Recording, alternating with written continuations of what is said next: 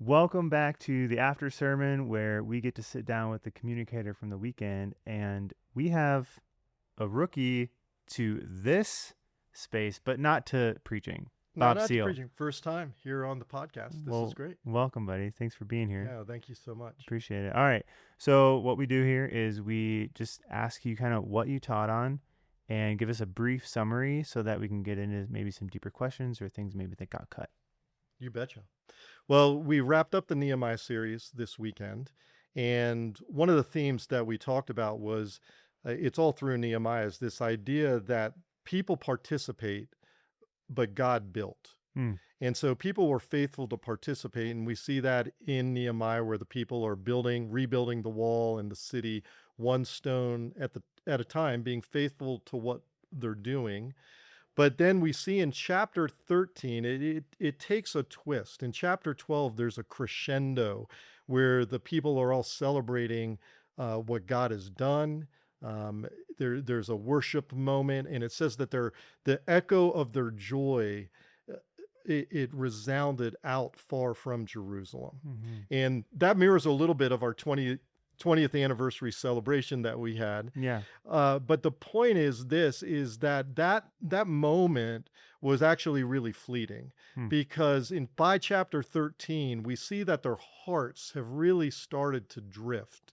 And really what we talked about is at the heart of the matter is the matter of the heart. And that the temple was rebuilt, the city was rebuilt, the wall was rebuilt, but the people's hearts weren't transformed. And that's what they really needed. They needed a transformation of the heart. Yeah. And Nehemiah, as good a leader as he was, he could come in and he takes care of business and makes things right again. But what he couldn't do was transform the human heart, which is what they needed most. Yes. Okay. So we talked about this idea of like the wall is still standing, right? The wall's still standing. Yeah. But then we also talked about how like the inside, there's something else on the inside. Expand on that a little bit. What we see in Nehemiah is that the people, the walls were standing, the temple was restored, the city's restored, but already their hearts were wandering and drifting from the commitments that they'd made to God. And I think it's probably human nature on one hand for our hearts to drift. You know, we call that sin in the Bible. Yeah. But our heart drifting can happen without really anybody seeing it on the outside. So the walls can be standing. We can look good on the outside. And often I think in the world we live in with social media and in the area we live in, a lot of people that at least I know and myself included, I think we're trying to make sure that the outside doesn't really betray some of the things that are going on in the inside, just for fear of what people might think if they knew what we were, kind of having in our hearts or we were thinking, or maybe what they might do with it. So I think there's some self-protecting of making sure that the outside really doesn't betray what's going on in the inside of the heart. Yeah. No, that's so interesting. So you mentioned Tobiah or Toby, Toby, as you said in your sermon. Tell us about how he connects to this story of formation and what Jesus is doing on the inside. Yeah. Well, Tobiah is a really interesting guy because we see him in chapter 4 opposing the work that Nehemiah and the people are doing, the rebuilding of the wall. In fact, he's quite threatened by it, and he and his buddies, they manipulate, they threaten. You might remember if reading the text, there's a point where they're threatening so much that the people go out and some of the people are building the wall, and then some of the people are standing with swords in their hands ready to defend in case they were attacked. And Tobiah was one of those enemies, and somehow by the end of Nehemiah, he is living inside the temple complex. And the priest Eliashib that we read about in 13, he invites Tobiah in.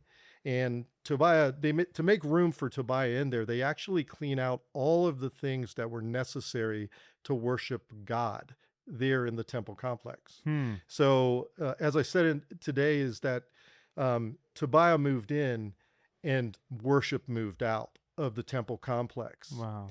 And so it's this idea of our hearts drift when we invite people or things into our heart that will cause either our hearts to drift away from the things of God, but maybe even worse is it might harden our heart Hmm. to the things of God. And that's what we see in Tobiah. He's kind of a living example of uh, something taking up residence in our hearts that keeps us from God and worshiping God. So then I think that it's really interesting that you paired Tobiah's story with this idea of witness being our witness. And it really kind of gets back to this whole journey we've been on as a church and follow, and how we're trying to develop practices that bring us into the presence of Jesus. And so could you talk a little bit about that and Yeah. how the witness actually becomes what draws people towards Jesus? Yeah. I think this is important, and it is perfect for the theme that we see in Nehemiah, which is people participate, God builds. Mm. And so when we do those practices and we follow Jesus and connect with Jesus by practicing the practices, if you will, and we've been talking about that a lot, uh, the practice is us participating, and then God and the Holy Spirit begins to form and change our hearts in there. Yes. And so what happens is we become more and more like Jesus, and Jesus is building his people. And one of the reasons that heart work is hard work is that it requires the presence of other people. So as God builds a people, he's building a people essentially so that what he's doing in us, he wants to reveal through us to other people. So when we're with people, our witness is our witness. Somehow God uses our witness to do that heart transforming work. But that requires our presence. And that's hard because it requires the greatest commodity all of us have, and that's our time. Yeah. Easier to run a program, easier to run a service, even to give a sermon in many ways than to give our time and our life being with people. Wow, that is so good. Okay, so you also this weekend was Next Gen weekend, which I thought was pretty cool, and you had something in your sermon where you talked about how it took 52 days to build this wall in Nehemiah, which is like a miracle worth celebrating, so amazing, and yet it takes generations to form a people. Could you unpack that just a little bit for us? And I've got one more question for you. Yeah. Well, I think the point of Nehemiah wasn't the building of the wall or the rebuilding of the temple in Jerusalem. Right. That was part of what God was doing, but the main point was that God was rebuilding a people. So when Nehemiah starts, the people of God, they're scattered all about, and they had lost their identity. They had forgotten who they were as the people of God and whose they were, God's people. And so we see in Nehemiah the start of the rebuilding of his people.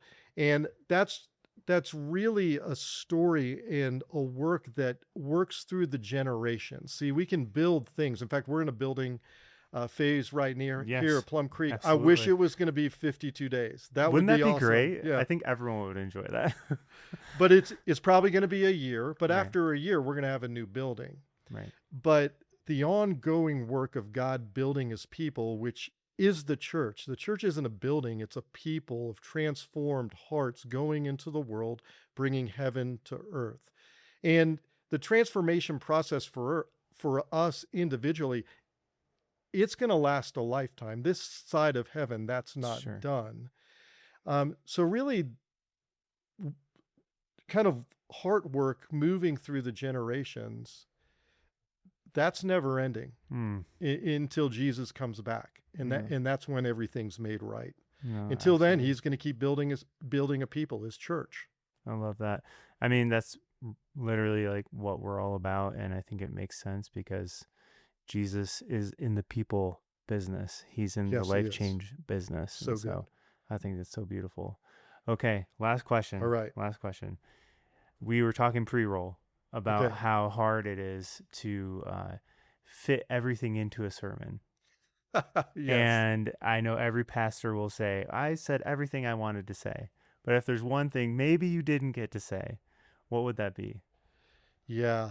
I I think one of the things that I found fascinating, and I'd never seen it before in a passage I bet you I've read and studied maybe 1,000 times. Sure. It's the Great Commission, it's Matthew 28. It's Jesus' final address to his disciples saying, hey, here are your marching orders. Here's what I want to do.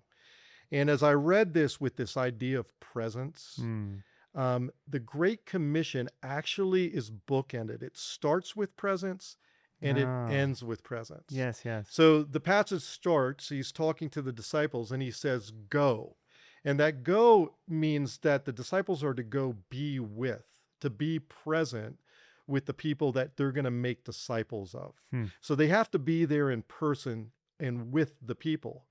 And then the end of the Great Commission ends with a promise from Jesus who says, and surely I am with you always. So the Great Commission even models this idea that heart formation happens through presence. The Wow. presence of Jesus, the presence of the Spirit, and the presence of a transformed heart, another person. And that's how God, essentially, if Daniel, the whole sermon could have been summed up in Yes. changed lives, changing lives. And some people probably wish I did that. No. But that's why we do this podcast, because it's so cool to get those insights. And that's something that we never would have heard. So thank you. Thank you. Yeah. Thanks for making my first time fun. Oh my gosh. That was great. That's amazing. All right. So you guys know the drill. If you want to listen to the sermon, which we know you do, head to YouTube and get it wherever you get your podcasts. And we'll see you next time.